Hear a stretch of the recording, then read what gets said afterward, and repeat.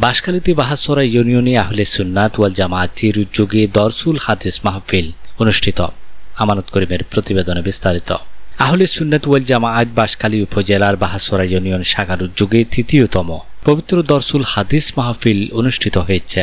শুক্রবার 19 সেপ্টেম্বর বাদ মাগরিব পশ্চিম বাঁশখালী হোসাইনিয়া গাউসিয়া কাফিলার কার্যালয়ে শাহজাদা SM আবু নাসের আজমির সভাপতিত্বে ও ছাত্রনেতা কাজী ইফাজউদ্দিনের সঞ্চালনায় এতে প্রধান অতিথি হিসেবে উপস্থিত ছিলেন হযরত মাওলানা অধ্যাপক কাজী সুলতান আহমদ। বিশেষ অতিথি হিসেবে উপস্থিত ছিলেন বিশিষ্ট শিক্ষাবিদ ইঞ্জিনিয়ার গিয়াসউদ্দিন জাহেদ, মাওলানা জসিমউদ্দিন। প্রধান আলোচক হিসেবে উপস্থিত ছিলেন মাওলানা আবু নাইম জেহাদি।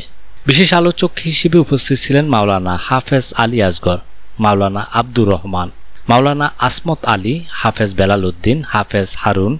পবিত্র কোরআন থেকে তেলাওয়াত করেন হাফেজ মোহাম্মদ শাহিদ। নাতে রাসূল সাল্লাল্লাহু আলাইহি ওয়াসাল্লাম পরিবেশন করেন হাফেজ মোহাম্মদ নোমান।